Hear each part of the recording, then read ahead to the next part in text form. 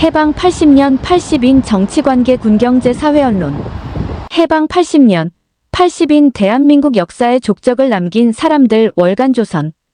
2025년은 일제로부터 해방된 지 80주년이 되는 해입니다.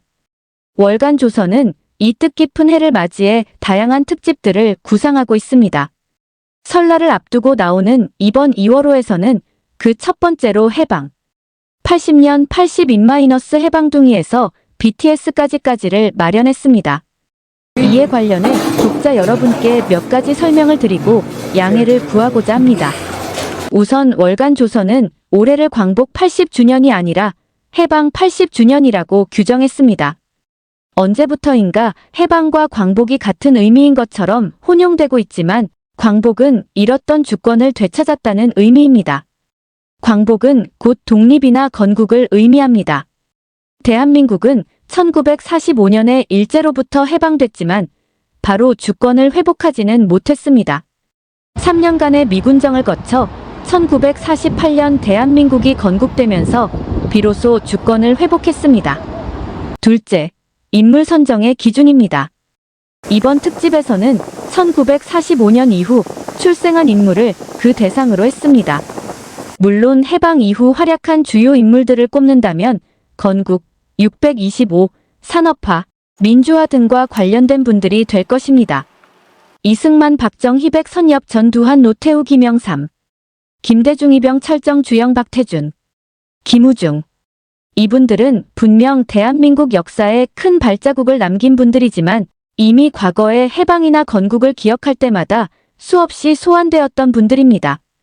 저희는 이번에는 다른 관점에서 접근해서 1945년 출생한 분들부터 다루기로 했습니다. 흔히 해방둥이라고 불리던 분들도 이제는 80세입니다. 해방둥이 이후를 다루어도 충분히 의미가 있다고 판단했습니다. 그들 가운데 당대의 높은 자리에 있었다거나 반짝인기를 끌거나 화제가 되었던 이들보다는 어떤 식으로든 우리 사회의 행보에 두드러진 족적을 남기거나 후대에 영향을 남긴 인물, 시대의 성취를 상징하는 인물들을 선정하기로 했습니다. 아마 이런 시도는 처음이 아닐까 싶습니다. 1945년 이후 출생자로 한정하고 보니 몇 가지 사실들이 보였습니다. 우선 건국 세대, 호국 세대, 근대화 세대에 비해 무게감은 많이 떨어진다는 느낌이 들었습니다. 그래서인지 정치인 관료군인 그룹에서는 역대 대통령들 외에는 눈에 띄는 분들이 그리 많지 않았습니다. 반면에 경제 분야에서는 개발현대 산업화를 이끌었던 기업인들만큼은 아니더라도 반도체, IT, 금융, 스타트업 등 분야에서 시대의 변화를 선도한 이들이 꽤 보였습니다. 무엇보다도 대중문화, 스포츠, 시민사회운동 등의 분야에서는 선별하기 힘들 정도로 인물이 많았습니다. 이는 우리 사회가 이미 1970년대부터 대중의 시대, 대중문화의 시대에 접어들었기 때문일 것입니다. 선정된 인물들, 특히 시민사회 분야나 문화예술 분야 인물들 가운데는 보수의 관점에서 보면 탐탁지 않은 경우도 적지 않을 것입니다. 이는 1980년대 이후 좌경화된 우리 사회의 추이를 보여주는 것이라고 생각합니다. 대신 월간조선은 그래도 우리 사회가 꼭 기억해야겠다 싶은 인물들, 예컨대 이승복이나 연평해전 전사자들, 젊은 북한 인권운동가들을 의도적으로 포함시켰습니다. 건국 근대화 세대가 만든 1980년대까지의 대한민국을 국가관료주도, 근대화, 반공이라는 말로 압축할 수 있다면 1945년 이후 출생한 세대가 주도한 그 이후의 대한민국은 민간주도, 대중화, 좌경화라는 말로 정리할 수 있을 것 같습니다. 이런 특집에서는 인물들을 누가 선정했느냐도 중요합니다. 그 권위를 담보하기 위해서는 전문가들로 자문단을 구성하거나 여론조사를 하는 방법 등이 있을 것입니다. 특집을 준비하면서 월간조선이 가장 고민한 것도 이 대목이었는데 생각지 못했던 어려움을 만났습니다. 몇몇 전문가들께 특집에 대해 설명하고 조언을 구했습니다만 해방 이후 활약한 인물이라면 몇 사람씩 이름을 대면서도 1945년 이후 출생한 인물로 제안하면 얼른 되지를 못하는 것이었습니다. 그분들이 말씀해준 분들도 확인해보면 1930년대나 1940년대 초에 태어난 분들인 경우가 많았습니다. 여론조사를 하더라도 마찬가지 어려움이 있을 것으로 보였습니다. 또 전문가 집단을 구성해 그분들에게 선정을 의뢰한다고 해도 그 권위는 누가 담보할 것인지도 의문이었습니다. 결국 월간조선 기자들이 1945년 이후 출생한 분야별 유명 인사들의 방대한 리스트를 만든 후 몇 차례 회의를 거쳐 80명으로 압축하기로 했습니다. 선정된 이름들을 보면서 생소한 인물이 많다고 하는 분도 계실 것입니다. 이 사람은 왜 빠졌느냐거나 왜 이런 사람을 포함시켰느냐고 지적하는 분들도 계실 것입니다. 호불호를 떠나서 대중사회의 도래와 좌경화, 민간주도라는 시대의 추이를 보여주는 이들이 선정된 결과라고 생각합니다만 그에 대한 질책은 편집장인 제가 감수하겠습니다. 부족한 부분이 있더라도 널리 양해해 주시기를 바랄 뿐입니다. 정치관계군. 노무현. 팬덤 정치로 엘리트 정치 구도 깬 원조 흑수저 정치인. 노무현 1946만 2009은 한국 정치의 팬덤 FANDOM의 개념을 각인시킨 인물이다. 그를 대통령으로 만든 주체는 소속 정당인 새천년 민주당이라기보다는 팬덤 조직인 노사모 노무현을 사랑하는 사람들의 모임이었다. 노무현이 팬덤을 갖게 된 것은 정치인 노무현의 특별함 때문이었다. 지연과 학연을 중시하는 한국 정치 현실에서 고졸 출신 흑수저 인권 변호사라는 이력, 부산 출신이면서 민주계 정당에 몸담고 지역주의 타파의 앞장서는 점 등이 사람들의 관심을 끌었다. 김영삼 전 대통령의 권유로 정치에 입문, 1988년 13대 총선에서 당선 부산 동구됐지만 3당 합당에 반대해 합류를 거부하고 꼬마 민주당에 남았다. 바보 노무현으로 불리며 지역주의와 싸우다 총선 1416대 초대 부산시장 선거에서 낙선을 거듭했다. 이 과정에서 국내 최초의 정치인 팬클럽으로 알려진 노사모가 탄생했고 노무현은 팬들의 지지를 등에 업고 2002년 16대 대선 출마를 결심한다. 삼김기 명삼김대중 김종필의 그림자 아래 있던 기존 정치 구도에서 벗어난 새로운 시도였다. 새천년 민주당 주류가 아니었던 노무현이 당내 경선에서 승리할 가능성은 희박해 보였지만 전국적으로 노사모가 바람을 일으키면서 대이변을 일으켰고 본선에서 한나라당 이회창 후보마저 꺾고 16대 대통령이 됐다. 노무현은 수많은 개혁을 꿈꿨지만 여당 내에서 지지를 얻지 못했고 헌정사상 최초로 탄핵 소추를 당한 대통령이 됐다. 탄핵은 기각됐지만 전국 혼란, 경제정책 실패 등으로 임기 후반 그의 지지율은 계속 떨어졌다. 이명박 정권이 들어선 뒤 검찰의 전방위적 수사를 받던 그는 퇴임 후 낙향한 경남 김해 진영읍 봉하마을 봉화산 부엉 이바위에서 투신하고 말았다. 권세진 기자. 박근혜. 박정희의 딸 보수의 유산을 무너뜨리다. 박근혜 1952는 대한민국 헌정사상 최초의 여성 대통령, 최초의 부녀 대통령이면서 최초로 파면된 대통령이라는 기록을 갖고 있다. 박정희 전 대통령과 유경수 여사의 장녀로 태어난 박근혜는 1974년 문세광 저격 사건으로 어머니를 1979년 1026 사태로 아버지를 잇따라 잃었다. 이후 20여 년간 사람들에게 잊혔다가 1998년 대구 달성군 국회의원 보궐선거에서 당선돼 15대 국회에 입성했다. 이후 1619대까지 내리 5선을 했다. 2012년 12월 18대 대통령 선거에서 대한민국 최초 여성 대통령에 당선됐다. 박근혜가 등장한 1998년은 보수 세력이 해방 이래 처음으로 정권을 뺏기고 김대중 정권이 들어선 해다. 박근혜는 김대중 노무현 정권 시절 야권이었던 보수 세력을 결집시키는데 큰 역할을 했다. 대한민국을 선진국으로 만드는 기반을 다진 박정희의 딸의 보수는 열광했다. 박근혜는 보수 정당이 어려울 때마다 구원투수로 등장했고 성공했다.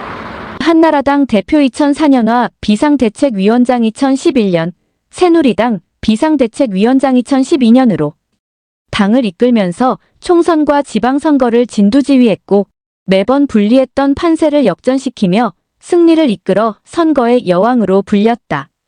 그러나 2014년 세월호 괴담에 이어 대통령 취임 4년 차인 2016년 최순실 국정농단 의혹이 일파만파로 커지면서 국회에서 탄핵 소추됐고 2017년 3월 10일 헌법재판소가 탄핵을 인용해 헌정사상 처음으로 파면된 대통령이 됐다. 대통령 탄핵이라는 전무후무한 사태로 보수 세력은 정권을 뺏기는 것은 물론 한동안 제기하지 못할 정도로 큰 타격을 입었고 현재까지도 탄핵 트라우마가 보수 정당에 드리워져 있다. 권세진 기자. 문재인. 적폐청산 내걸고 대한민국의 기틀을 허물다. 문재인 1953은 전임 박근혜 대통령. 탄핵 파면이라는 초유의 사태로 실시된 조기 대선에서 19대 대통령으로 당선됐다. 문재인이 정치를 시작하고 계속해 나간 계기는 모두 노무현이었다. 부산에서 태어났고 부산에서 인권 변호사로 일하던 문재인은 친구 노무현과의 오랜 인연으로 그의 참여정부에서 대통령 비서실, 민정수석비서관, 시민사회 수석비서관, 비서실장을 지냈다. 노무현 사망 후 2012년 19대 총선에 출마해 국회의원이 됐고 18대 대선에서 민주통합당 후보로 출마했다가 새누리당 박근혜 후보에게 패배했다. 이후 2015년 새정치민주연합 대표로 선출됐지만 선거에서 잇따라 패배하고 극심한 당내 계파 갈등으로 호남 의원들이 탈당하는 등 정치적 입지가 크게 흔들렸다. 우여곡절 끝에 새정치민주연합이 더불어민주당으로 다시 태어나면서 대선 주자로 떠올랐고 2017년 결국 19대 대통령이 됐다. 전직 대통령 탄핵의 아픔을 겪은 국민은 새로운 리더십과 경제 문제 해결을 원했다. 문재인이 취임하며 내건 슬로건은 국민의 나라, 정의로운 대한민국이었다. 문재인은 정의를 내세워 권력기관 재편과 적폐청산, 북한과의 가짜 평화쇼 등에 몰두하며 대한민국의 기틀을 흔들었다. 검찰개혁과 고위공직자수사처 신설 등 권력기관을 손보는 과정에서 극심한 전국 혼란이 빚어졌고 의회 민주주의가 무너졌다는 평가가 나왔다. 사회 양극화 현상도 심해졌다. 성별과 세대 간 혐오의 정치와 포퓰리즘이 고개를 들었고 부동산 정책 실패로 집값이 크게 상승했다. 민심에서 멀어진 문재인 정부는 결국 민주당 정권을 이어나가지 못하고 5년 만에 보수 정당에 정권을 다시 내주는 결과를 가져왔다. 권세진 기자. 윤석열. 좌초한 검사 정치. 윤석열 1960은 대한민국 최초의 검사 출신 대통령이다. 구수 끝에 사법시험 합격 후 2021년 검찰총장직을 그만둘 때까지 27년간 검사 생활을 하며 특수통으로 불렸다. 수원지검 여주지청장 시절인 2013년 10월 국정감사에서 국정원 수사, 외압 의혹을 폭로하며 조직에 충성할 뿐 사람에 충성하지 않는다는 말을 남겼다. 징계를 받고 지방을 전전하는 고초를 겪던 윤석열이 부활한 계기는 2016년 말 박근혜 최순실 국정농단 특검에 수사팀장으로 참여하면서다. 이때의 활약으로 문재인 정권에서 서울중앙지검장으로 발탁됐다. 적폐청산과 검찰개혁을 부르짖던 문 대통령은 이어 그를 검찰총장에 임명했다. 그러나 조국 당시 법무장관 수사 등을 두고 대통령 및 민주당과 충돌하면서 검찰총장직을 사퇴했다. 문재인과 당당하게 맞서는 윤석열은 보수 진영에서 대권주자로 급부상했다. 결국 윤석열은 국민의힘 후보로 대선에 출마해 당선, 20대 대통령이 되었다. 보수 진영의 큰 기대를 받으며 취임한 윤석열은 3대 개혁 노동교육연금과 외교안보 강화 등을 통해 이전 정권과 차별화에 나섰다. 하지만 의대 증원 등 무리한 의료개혁으로 인한 사회 혼란, 당내 분열 초래, 부인 논란 등으로 민심이 점차 떠나갔고 22대 총선에서 여당이 크게 패하면서 사실상 손발이 묶인 처지가 됐다. 이런 상황을 타개하고자 택한 방법이 비상계엄이었는데 그 결과 민심은 돌아섰고 야당이 장악한 국회에서 탄핵 소추를 당했다. 27년간 검사로서 특히 권력층 수사에서 맹활약했고 검찰의 수장에까지 오르며 두려움이 없었던 윤석열은 국민을 모두 수사 또는 교정의 대상으로 보고 있었을지도 모른다. 검사 정치의 좌초다. 권세진 기자. 김문수. 노동운동가에서 보수의 기수로 사상을 바꾸는 것을 두고 흔히 연옥의 고통을 겪는다고 표현하잖아요. 사상을 바꾼다는 것은 그만큼 힘든 일이죠. 전향의 어려움에 대해 김문수 1951 고용노동부 장관이 늘 하는 말이다. 김문수는 경북고 재학 시절 삼선 개헌 반대 시위를 주도했다가 무기정학을 받은 것을 시작으로 서울대 상대 재학 중에는 학생 시위로 제적되고 민청학년 사건으로 수배를 당했다. 한일공업도르코 노조위원장 등을 지내면서 서울노동운동연합선노련 결성을 주도했고 1986년 53인천 사태로 구속돼 2년 6개월 동안 복역했다. 그는 내가 열심히 데모에 뛰어들고 노동운동가의 길을 걷게 된 것은 체계적, 이념적인 사회인식 때문이라기보다는 소외받은 민중들의 비참한 현실을 바로잡아야 한다는 소박한 신념 때문이었다고 수레했다. 소련과 동구권의 몰락을 보면서 사회주의와 결별한 김문수는 1994년 김영삼 대통령의 제안을 받아들여 민주자유당에 입당, 제15대 국회의원에 당선됐다. 이후 내리 3선을 했고 경기도지사를 연임 20만 614했다. 2012년 새누리당 대통령 후보 경선에 나섰으나 뜻을 이루지 못했다. 이후 10년간 정치적으로 불우하게 지내다가 작년 8월 고용노동부 장관으로 발탁됐다. 장관 인사청문회 때 야당의 공격적 질문에 굽히지 않는 모습을 보여주었고 작년 12월 11일 민주당 의원들이 국무위원들에게 일어나서 123계엄에 대해 사과하라고 요구했을 때 자리에서 일어나기를 거부해 강한 인상을 남겼다. 건국절 논란, 이승만 재평가 등에 대해서도 일관된 목소리를 내왔다. 이런 행보와 청렴 강직한 처신으로 보수층의 중망을 모으고 있다. 배진영 기자. 추미애. 엘리트 여성의 정치 참여 문을 열다. 추미애 1958 의원은 6선 국회의원, 법무부 장관, 여당 대표 등 굵직한 이력을 지닌 대표적인 여성 정치인이다. 과거의 여성 정치인들이 대부분 여성운동가, 시민운동가 또는 정당인 출신이었던 것과 달리 엘리트 전문직 여성이 정치에 참여해 성장하는 새로운 정치 스타일의 시초가 된 인물이다. 추미애는 10년째 판사로 일하던 1995년 법원에 사표를 내고 김대중 당시 총재의 권유로 새정치국민회의에 입당해 당 부대변인을 맡으며 정치인으로 변신했다. 당시 추미애의 입당은 정치권에서 큰 화제가 됐다. 대구 출신 30대 미모의 전문직 여성이 야당에 입당했다는 사실 자체가 화제일 수밖에 없었다. 야당에서 여성이 부대변인을 맡은 것도 처음이었다. 추미애는 이듬해 15대 총선에서 서울 광진을에 출마해 당선됐고 해당 지역구에서 5선 15, 16, 1820대를 했다. 2024년 22대 총선에서는 경기 하남갑으로 옮겨 막판 개혁 전국으로 6선에 성공했다. 추미애는 정치 임무는 화려했지만 당내에서 지연과 학연덕을 보기 힘들었고 특정 대학 출신이 주류인 여성계와도 거리가 있는 데다 그를 장신용으로 보는 시선 등 어려움이 적지 않았다. 그러나 자신을 향한 선입견에 맞서며 정치인으로 성장해 나갔다. 개혁 성향, 당찬 발언과 쓴소리를 서슴지 않는 태도 등으로 추다르크라는 별명을 얻기도 했다. 호남을 기반으로 한 민주계 정당에서 TK 출신인 그가 당대표에까지 오를 수 있었던 것은 그만의 강하고 독특한 캐릭터가 있었기 때문이다.